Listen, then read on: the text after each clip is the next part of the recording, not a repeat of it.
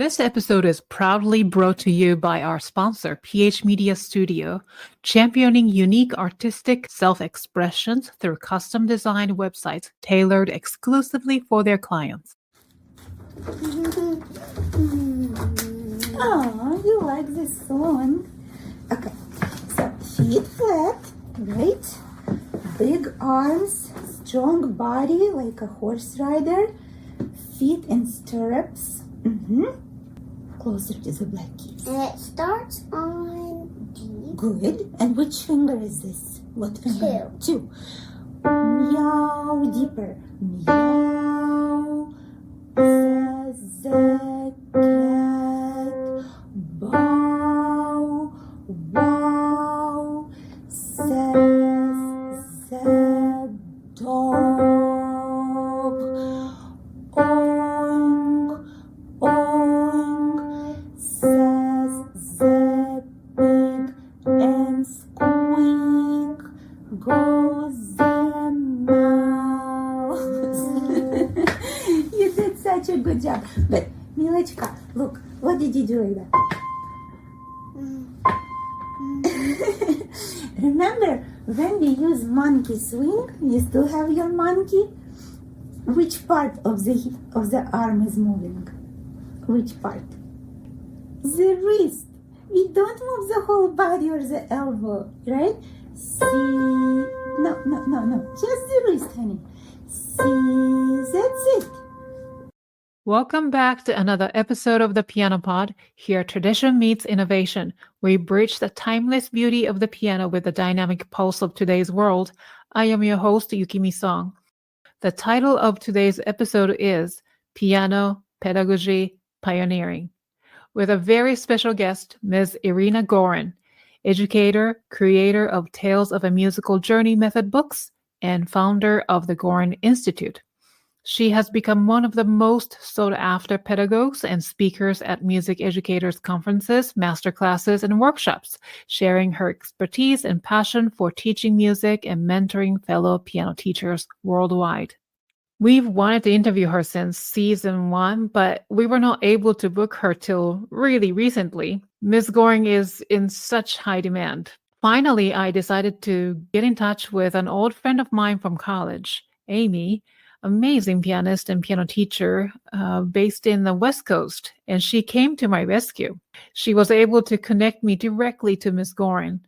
So I'm very excited to invite Irina Gorin and hear her story today. And also, I asked you guys on Facebook and Instagram if you have any questions for Ms. Gorin, and I received several questions and feedback from you.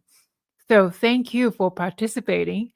I added your questions to the list of topics we will be discussing during the show. So be sure to watch or listen to this special episode till the end. Before getting started, let me read a brief bio of today's guest. Ms. Irina Gorin is renowned for her pioneering piano teaching techniques, particularly for young children and beginners. Born in Ukraine and carrying over 30 years of teaching experience, she has made significant contributions to children's piano education globally. Her instructional series, Tales of a Musical Journey and Musical Journey, merge Eastern European and Western teaching methods to effectively introduce beginners to classical piano. These books have been translated into 14 languages and are utilized in over 90 countries. In addition to writing, Ms. Gorin actively engages with the piano community by conducting workshops, master classes, and serving as a judge at competitions. During the COVID pandemic, she established the Gorin Institute to further support and enrich piano pedagogy worldwide. This institute offers a variety of educational programs that continue to influence piano teachers globally with her innovative teaching approaches. So, in this episode, we'll be diving into a discussion with Ms. Gorin, exploring the core of her Tales of a Musical Journey method books, the reasons behind their creation, the key to her successful teaching approach, and how she supports fellow piano teachers globally through her organization, the Gorin Institute, and more. But before we dive in, a warm welcome to new listeners and a big thank you to our faithful TPP fans. Don't forget to rate and review the show on your favorite podcasting platform.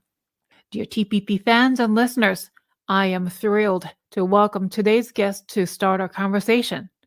Please enjoy the show. You are listening to the Piano Pod, where we talk to the brightest minds in the industry about how they are bringing the piano into the 21st century. Welcome, Irina, to the Piano Pod. Honored to have you, and thank you for being here today. Thank you so much for inviting me. I'm very honored and excited. Oh, thank you.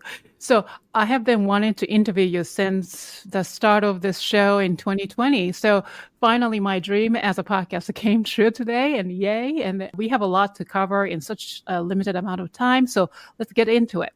A colleague of mine introduced me to your method books, Tales of a Musical Journey, years ago, and I was instantly captivated by the illustrations in the book. They reminded me of the old fables and children's stories from my childhood. I've gained some young beginner piano students recently after letting go of my high school students for college. So I decided to research, and then I decided to use your books with my beginner students, and made me realize the importance of engaging them in the world of music and piano in a more imaginative way from the start. And the kids love the story time, and I appreciate how the books introduce new concepts through characters and stories. It's really made my teaching beginners a lot more fun and encouraging. It encourages imagination and creativity to children. So, what inspired you to create your piano method book series? It probably will not sound very exciting, but what inspired me was desperation. When I immigrated from Ukraine, and I had been teaching there for 13 years before I came to the United States, even though I had a very intensive pedagogy, not only piano performance, but piano pedagogy training, which included 9 years of weekly group classes and teaching under supervision of my own teacher. I loved teaching it. It's a passion since I was a child. And in my mind, I was the best teacher before I started teaching my own students. And then I realized that all my knowledge and all my experience as a college student teaching with my teacher worth nothing when it comes to beginners. Yeah, it's totally different ball game. Yeah. Absolutely. We had only a few method books back in Ukraine. They didn't upgrade. There were no much new materials coming up. We still use those that I used as a child. But with time, children change, technology changes, and of course, those books I learned with were not as good for kids I was teaching. It was new generation. They seemed bored. They seemed uninterested. I didn't know how to fill the lesson with activities, because I wasn't taught that. I read tons of books on piano performance, on piano technique. We worked on musical form with the student, on analysis. But with 6-year-old child, you can't do these things. And especially I couldn't do them with existing method books. But because piano education in Ukraine was quite different. It wasn't private education. It was a system. It was a school. We had certain requirements, and we had at least 2 individual lessons a week, 45 minutes lesson per student, plus tons of group lessons like solfeggio, theory, music history, accompaniment, ensemble, choir. So it was very different. So I just went with the flow. And I actually, besides feeling not excited about teaching beginners and looking forward until they pass this first stage, I had good results, let's say. And when I arrived to the United States, of course, I wanted to see what teachers teach with, and I went to the music shop where I experienced a real cultural shock. Hundreds of colorful, beautiful, amazing books, and I spent all my budget for a month, my family budget, in that shop in that one day because I was hungry for these things, and I thought it was amazing. It had artworks, it had lyrics to the songs, the font was big. It was only one song per page, after in Ukrainian books we had like 5-6 songs per page. No artworks, no anything, very small font. And I started teaching with these books, and I tried probably everything we had in 90s here in the United States, every single one.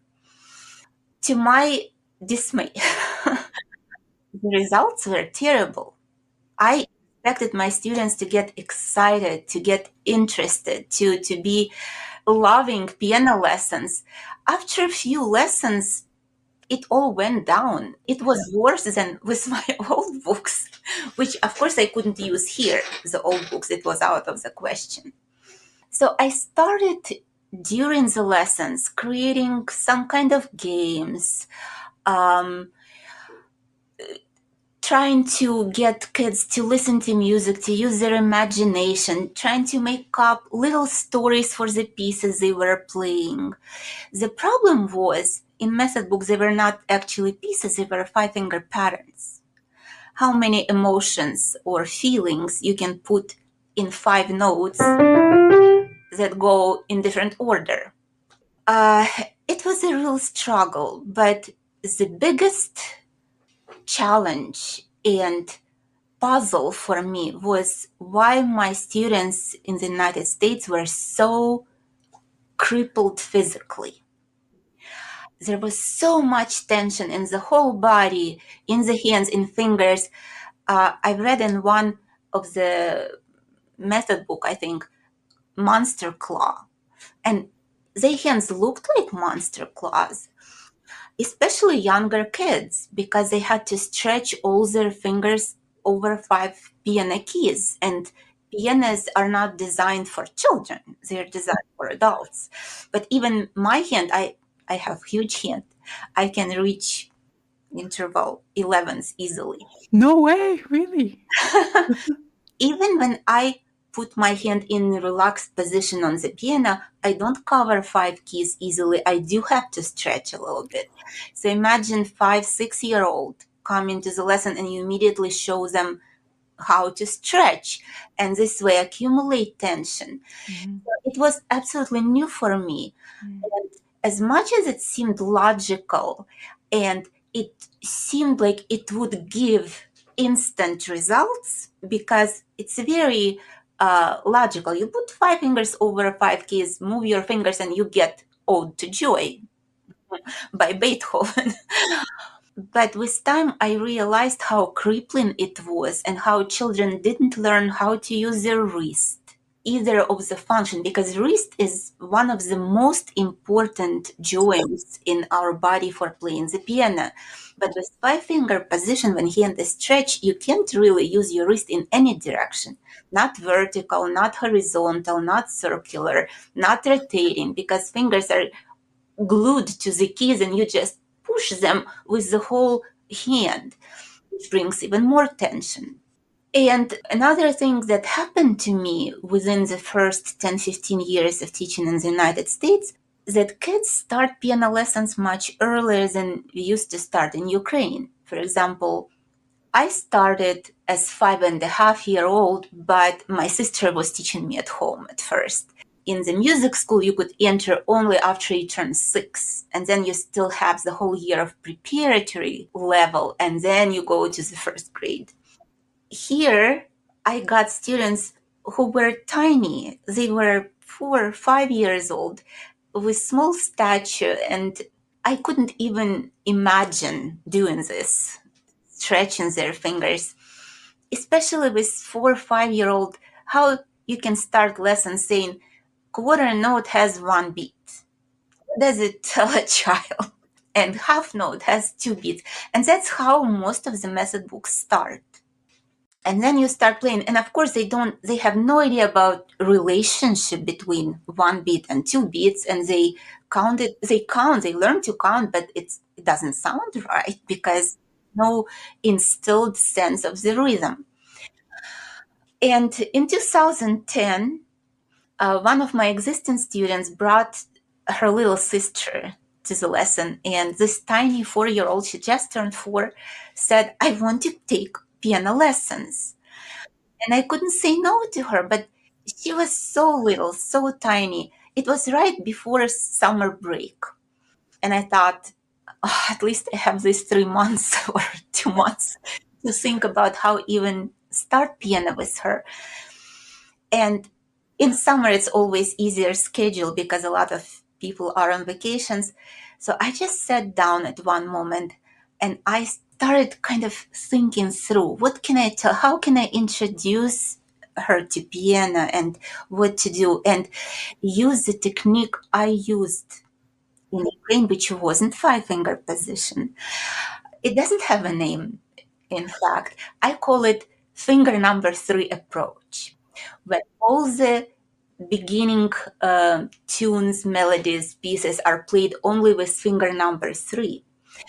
And this way, the students inevitably, without forcing them, learn to use the wrist and switching from tension when they press the key to relaxation when they release the key. With balancing on finger number 3, they learn all the functions of the wrist.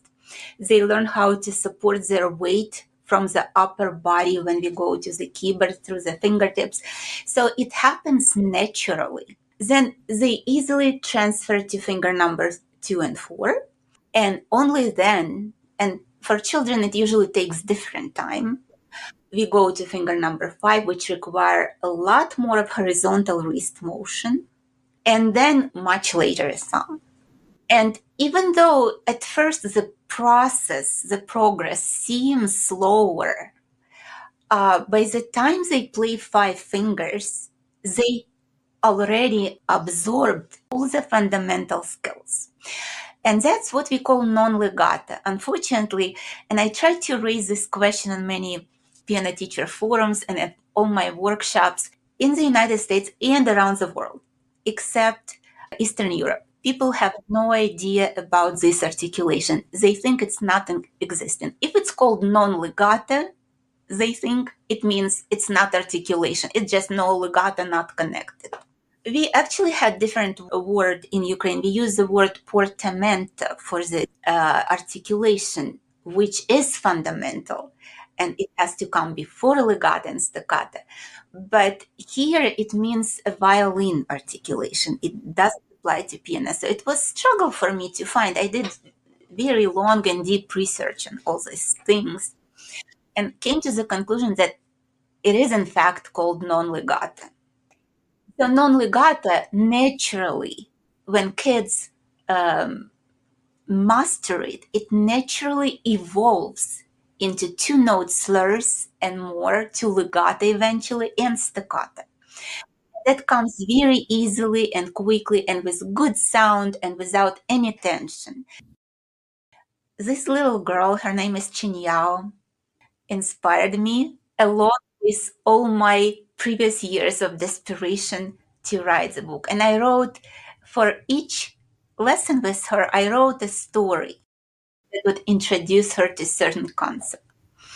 And by the end of her first year, she just turned 5. She was able to play simple pieces from children's repertoire, even from Anna Magdalena Bach, short pieces by Diabelli, little etudes by Czerny. And she started developing very, very well. And that was the year I actually started posting my videos on YouTube. Mm. And I posted videos with her, me teaching her. And I started receiving tons of emails from teachers. What method are you teaching with? And I didn't even have a book. I had just papers. I never even in my wildest dream would think it will become a method book. that's how it happened. Wow. And then basically you revolutionized the early childhood education in piano teaching. It wasn't the purpose to revolutionize. In fact, I didn't invent the wheel. All I applied is something I learned from my own education, from my own experience, through my struggles. And what I actually did, I adapted it and made a good sequence of how to teach and what to teach after, and also adapted it for a young age. Created stories, created lyrics.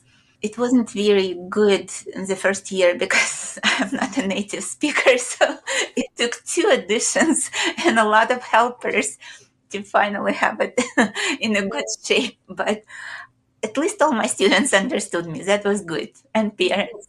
So I wouldn't say it a revolutionary method. It's not something that comes out of nowhere.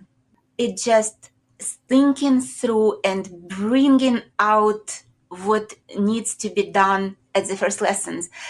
Especially what difficult thing about all the resources I studied and researched, all the works of famous pedagogues, none of them actually worked with ordinary children. They all had gifted kids because they were big names. If they wrote a book about pedagogy, they definitely were big names. Pedagogues who would never work with a child who doesn't practice, who doesn't have talent, or at least brilliant ear or natural velocity. And that's the biggest challenge because for all my 40 years of teaching, I probably had 4 or 5 above average kids. I never even experienced huge talents, from nature that were born pianists.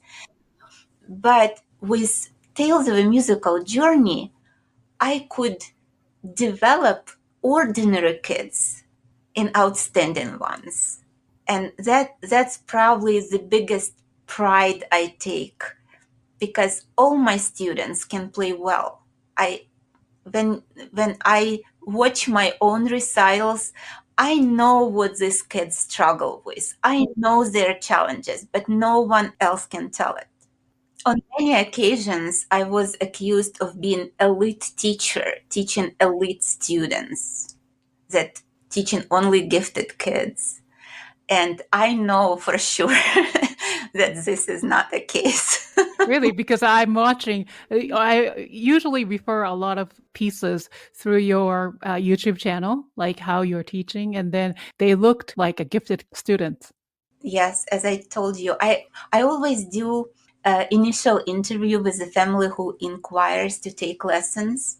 And I never ever choose a child by their abilities. In fact, I love pedagogical challenges.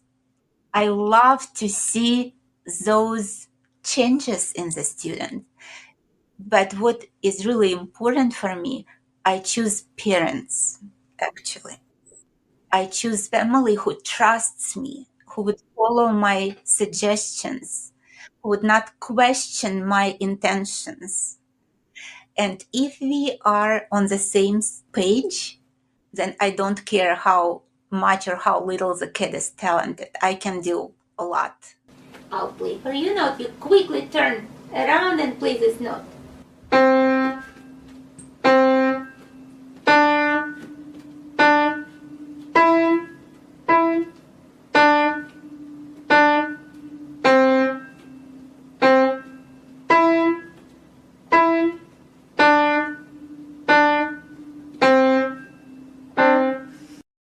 I would like to discuss this amazing book now. So let's just get into the inside of this method book. So can you introduce us to fun characters in the book? Yes, when I prepared for lessons with little Chinyao, that summertime I took to study how kids learn, young children, preschool ages. And what I've learned, they don't get things from explanations or demonstrations. Only through analogies, through images, through stories, through artwork. They need to see, they need to hear, they need to imagine, and they need to feel or experience. And all of that I try to use. So when I created the stories, they're not just stories. They have characters. Each of those have their own theory concept. For example, fairy musicalina is a magic creature that comes, she has wings, so she can fly in anytime anyone has any musical trouble and help them with. Other characters are King Meter, one of the main characters. So with him, his character, I introduced kids to the word meter and to the concept of the beat, along with withered metronome, who work together. Prince Rhythm introduces the relationship between short and long sounds. Princess Melody brings the concept of melody. Sir Grampolina is the evil magician who muted the notes and turned them into rests. I have many animal characters who first they introduce the notes. For example, I have them in this box. Cat C. I have them too. You Yes. have Cat C for Mhm. middle C, ear for D, and so on. But also they teach us some very important technical skills. For example, when I introduced staccato, Freddy the Frog, and it's already our beloved character because it's note F, but it also was very talented in jumping. So when we learn staccato, we put Freddy the Frog on our wrist and have him jump far away. And trying this, they immediately learn a good staccato. Of course, now it's if you try it on the first lesson, it's not gonna work. Of course, to come to that point, they need to learn all other prior skills to that.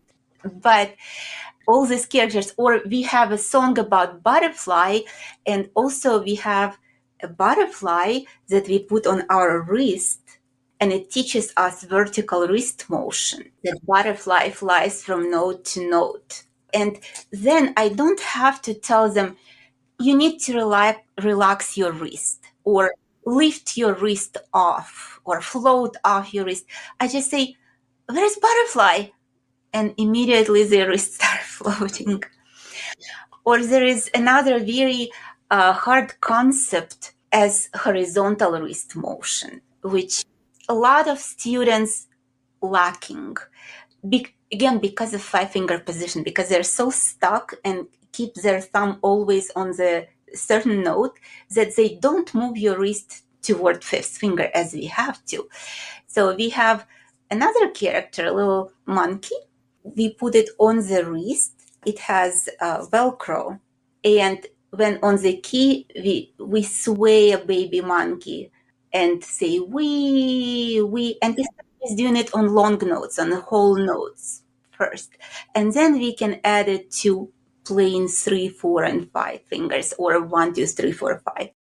Again, I don't need to explain them. In fact, music is such an abstract thing. And the movement will be different for each individual student. We can't measure it and say, move your wrist half an inch to the right. We can't tell it to children. But if I say, monkey swing, where's our little monkey? And it immediately becomes natural and what their body feels like doing.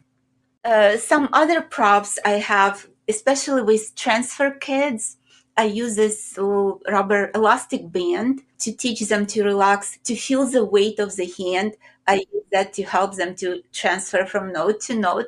So I try to find things that are close to them, that they don't find it weird or, foreign. And they love it because it's fun. It turns into a game instead of really like instructional, do this, do that. Great, because I think one of my audiences, they had a question. So, when I am trying to teach piano technique, their reaction is, like, oh, like rolling their eyes because it's boring to them. I never even say the word technique.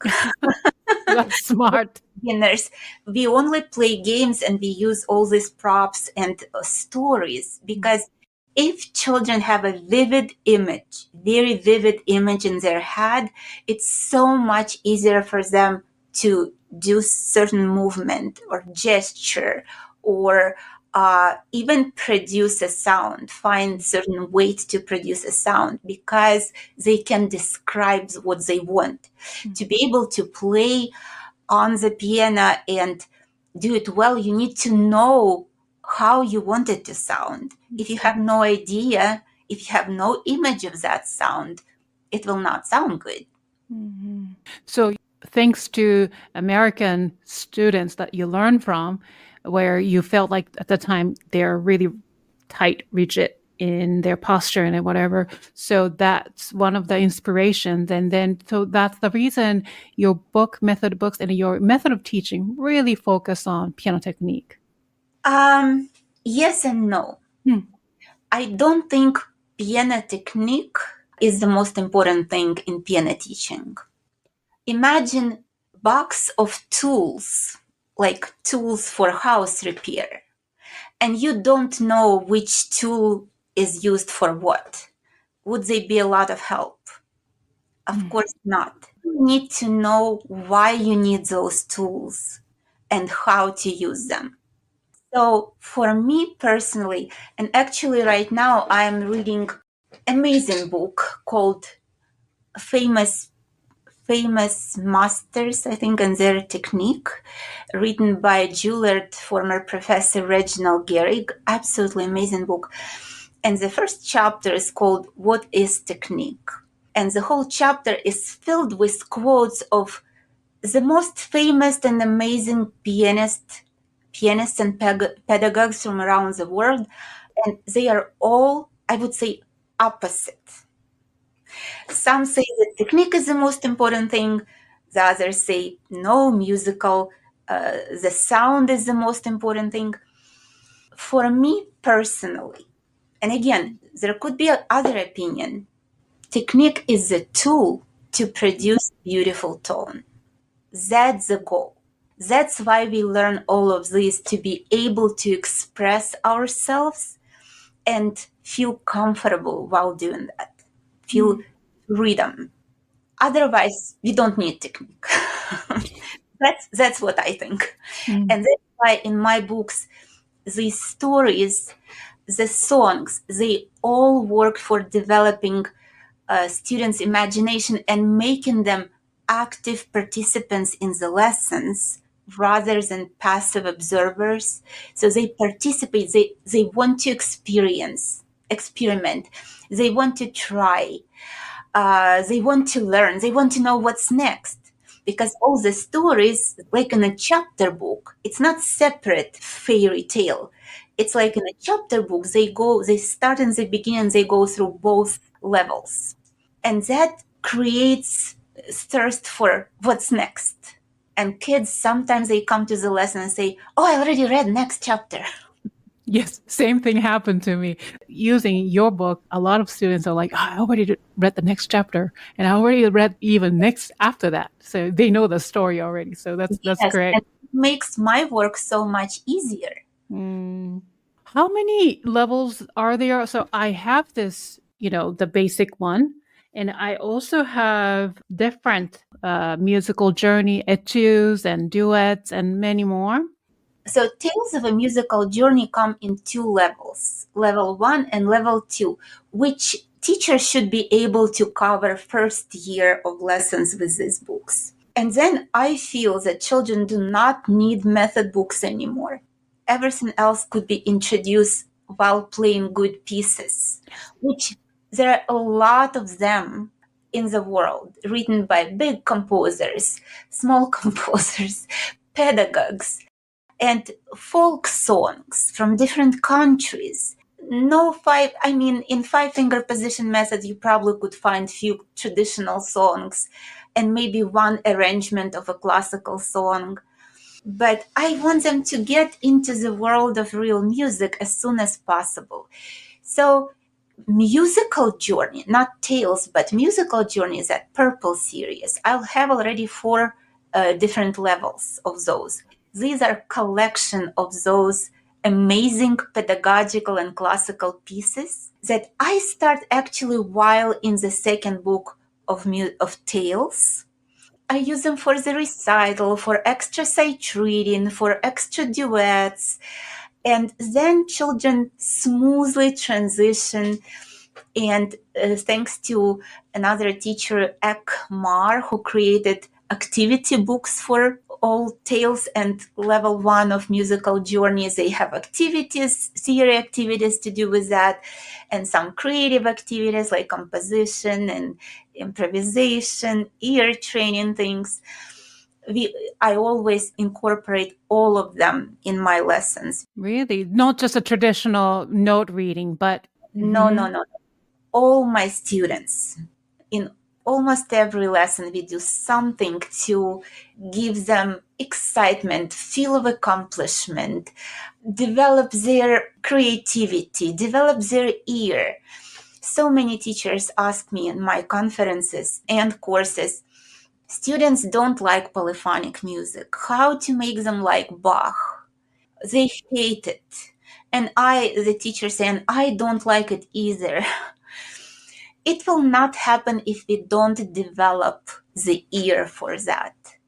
When students from the first lessons learn to listen to sound, single sounds, and to listen to a motive of 2 or 3 sounds, then they hear 1 sound in the left hand, 2 sounds in the right hand, they start developing this polyphonic ear. And then they will love polyphonic music when they come to it, especially playing a lot of folk songs, which are all written in polyphonic imitative style. But unfortunately, existing method books, that's another very big disadvantage. They introduce children practically at once to homophonic style of music. And of course, then teachers have trouble with balancing right and left hand because students don't understand how it all works and have trouble playing chords because it's so tense. So working on composition, working on improvisation, on ear training, it's an integral part of every lesson, especially first year. so it's so good that you incorporate all that very important essence of music into a book, because as a music teacher, it's really overwhelming, right? And although we have the training and knowledge, but it's like it's too much information and I don't know where to start. And the kids need the structured and then step-by-step instruction. Before continuing this fun episode, I'd like to take a moment to highlight the PianoPod's valued sponsor, phMediaStudio, whose generous support helps us make this episode possible. Attention, the PianoPod fans! I have exciting news just for you. Our website has undergone an incredible transformation. Ta-da! Welcome to the newly revamped website, featuring exclusive interviews with celebrated pianists and educators, showcasing podcast episodes, and captivating YouTube content. There's a lot to discover for every piano enthusiast just like you. With an intuitive design and smooth navigation, your journey through thepianopod.com is more fun than ever. And meet the creative force at the heart of this transformation, Poki Huang, with his latest venture, phMediaStudio. Poki has reimagined the PianoPod's digital space into a sanctuary for all piano lovers. So head over to our website to immerse yourself in the piano universe and discover the magic firsthand today. And if you are an independent artist like myself and want to elevate your online presence, look no further than phMediaStudio. Trust me, you won't be disappointed. So go to phMediaStudio.com to see his amazing portfolio. So get in touch with the amazing Poki Huang today for more information. By the time they finish let's say, first two method books, where are they at level? Maybe you mentioned a little bit the girl that you taught, she was able to play maybe minuet. Yeah, everyone is at different level because of different abilities, different practice ethics, different amount of lessons per week, different ages. I never try to categorize my students.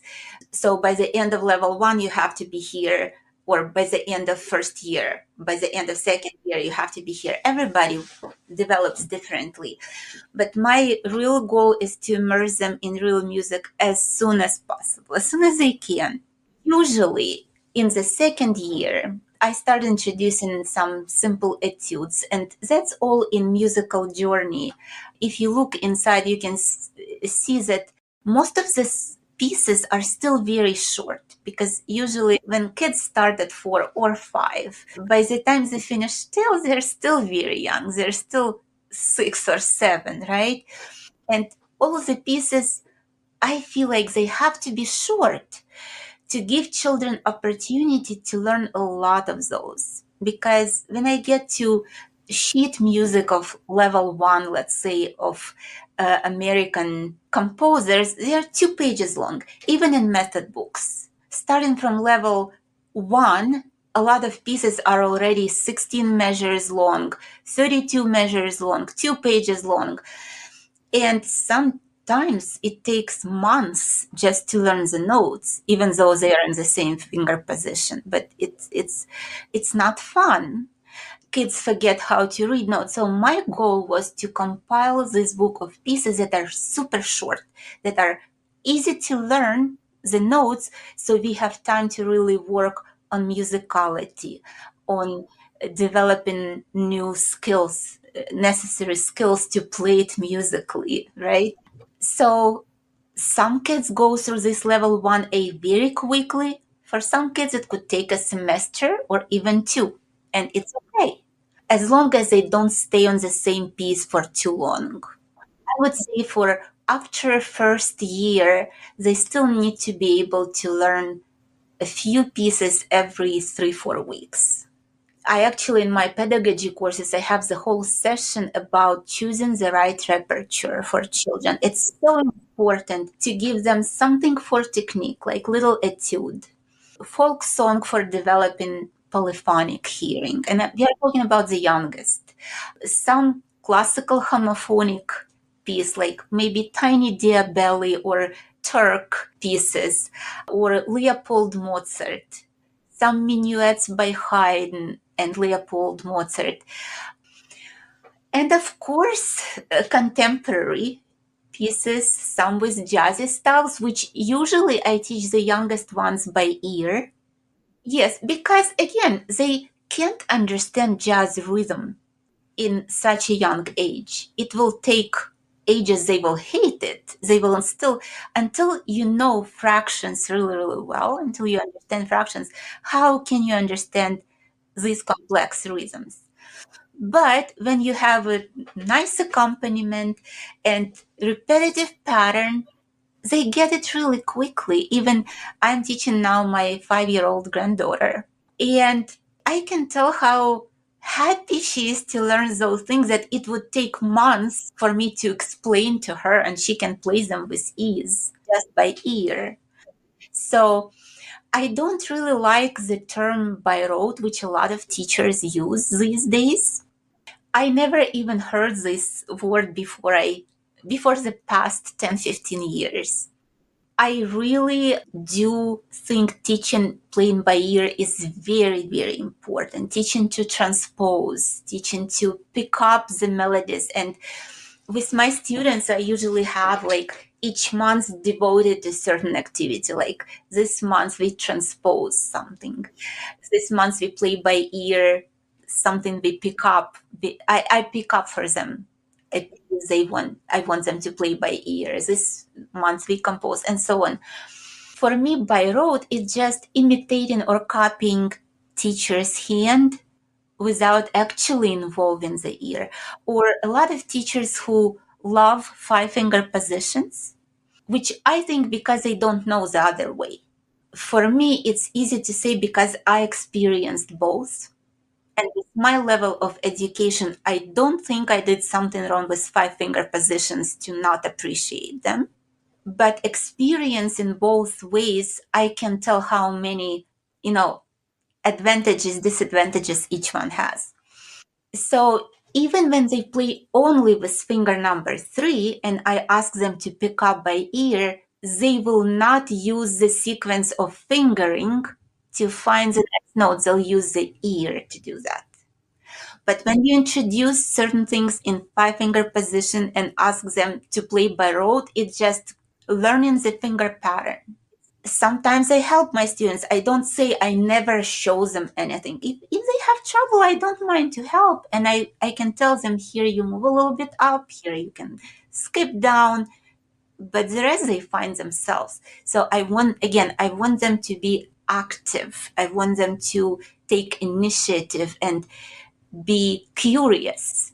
Yeah. Can you share any success stories or anecdotes from students who have used your method books to learn piano? I'm sure, thousands of them, but maybe one or two that struck.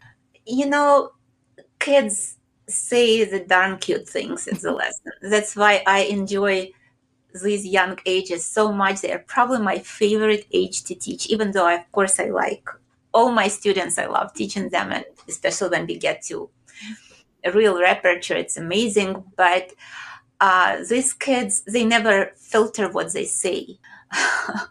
And it's really hard for me because every lesson brings something, and it doesn't have to be connected with tales of a musical journey.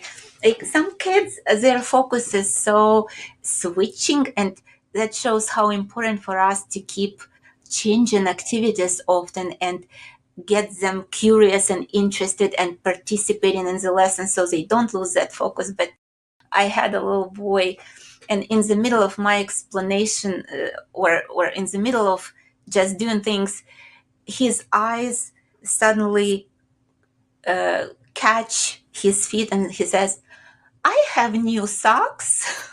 I lost my old ones. And Those are classic, yeah. yeah, I have now a girl, Clara, who cracks me up every lesson. She has anything I say, she adds her own interpretation, and it's so funny.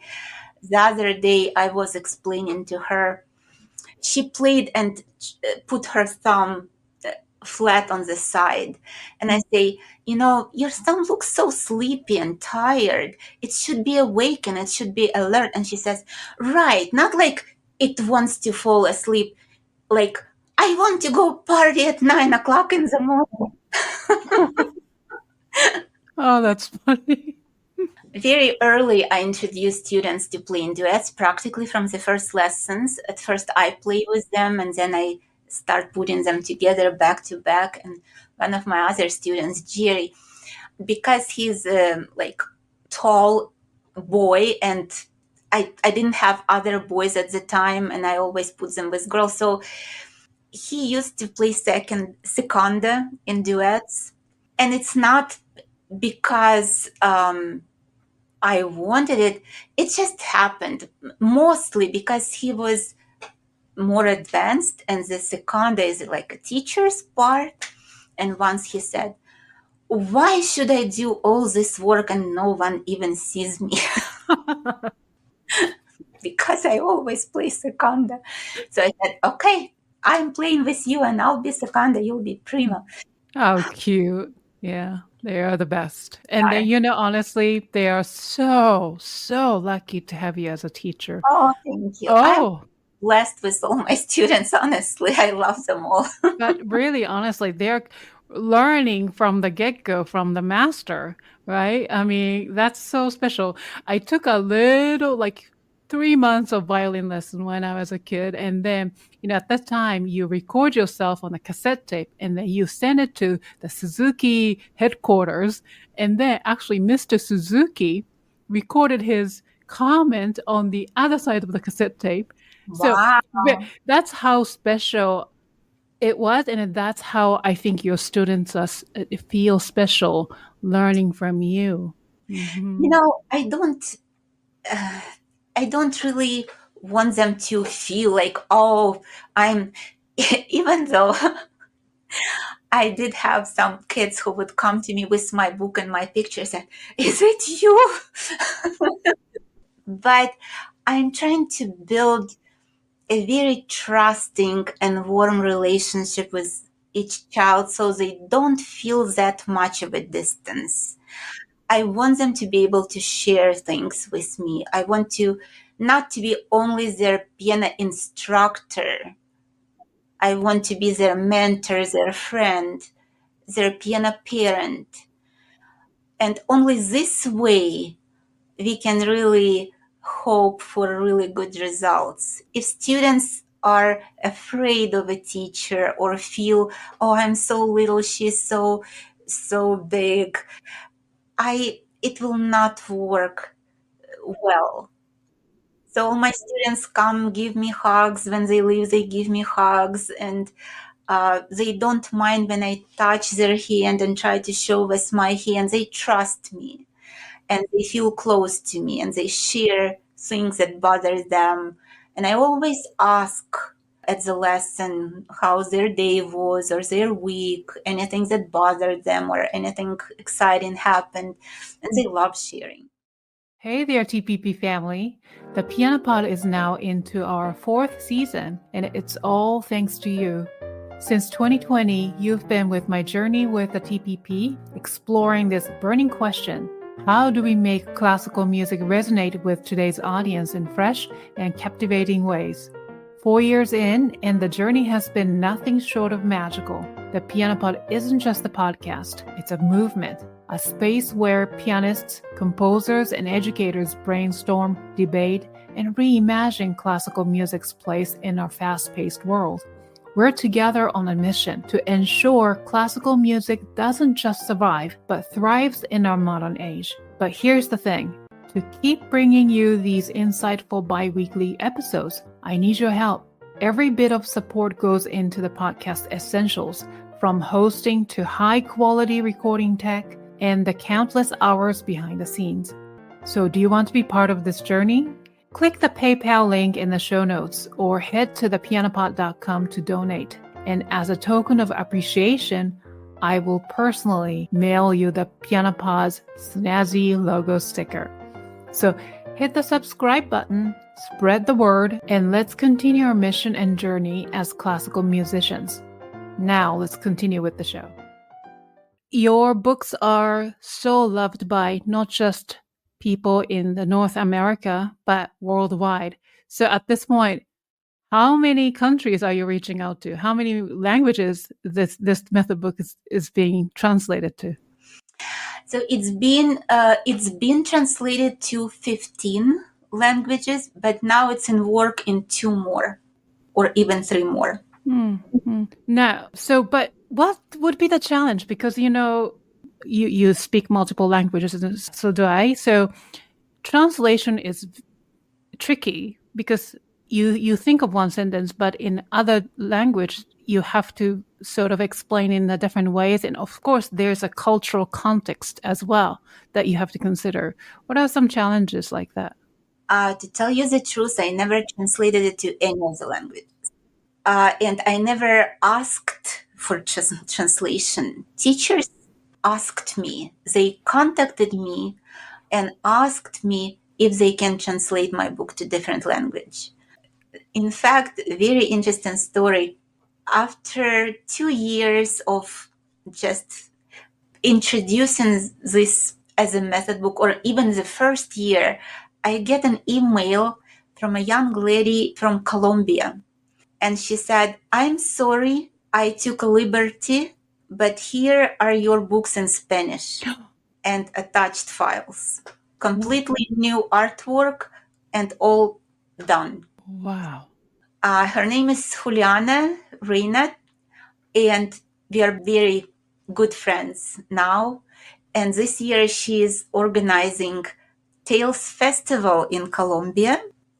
on May 22nd through 26th, where kids will have to play pieces from Tales and Musical Journey with orchestra. Wow. So, what do you think they attribute to this success, your teaching method, and what aspects of your books do you believe resonate strongly with fellow piano instructors worldwide? I can only convey what teachers told me, not what I think, because it's hard for me to think for other people. But what they say mostly when they see my students and the process of my teaching, which I post a lot of my lessons, just entire lessons on YouTube. Mm-hmm. When they watch it and try even some little things and see immediate results, they never want to go back to the way they taught.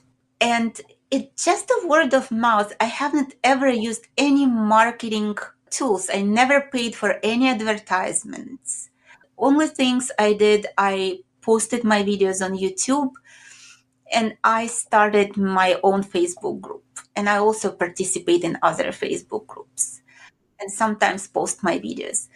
But when teachers see how my beginners play and compare to those kids who really struggle with 5-finger position methods, they become curious and they try it. And then they feel, okay, if this, they think if this works, then maybe other things will also work. Maybe I'll try the whole book. And they get the book. And I don't know real percentage, but most of the teachers who once try the book, they continue using it.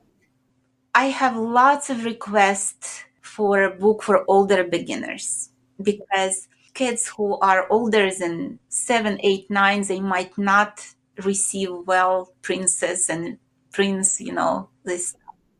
So right now I'm in the process. I'm almost finishing the book for older beginners. And the main work is done and designing will start now. So hopefully maybe a few months and it will be ready. It will not have stories or colorful artworks. It will be targeted toward kids above 8, 9, up to adults. But the sequencing and musical material will be the same. A little bit more detailed explanation of why we need this technique, why, for example, wrist is important, something that I don't use with little kids. But for older kids, and especially adults, they want to know, they think logically. They want to know why I need to use wrist this way or that way, why I need to lift fingers not that way, but this way. So I try to work a little bit with that logic and give them a little food for thought and way to experience and experiment. But hopefully it will be helpful for those teachers who want to try non-positional method. And that's a wrap for the first part of this exciting episode on the Piano Pod with a guest, Irina Gorin, the visionary behind the Tales of a Musical Journey Method book series and founder of the Gorin Institute. If you enjoyed the episode, please rate and review us on your favorite podcasting platform. You can also watch this episode on the Piano Pod's YouTube channel. Please find us on social media to get the latest piano news via Facebook, Instagram, TikTok, and LinkedIn. All the links are in the description. Tune in next Tuesday, April 23rd at 8 p.m. for the rest of the interview with Irina Gorin.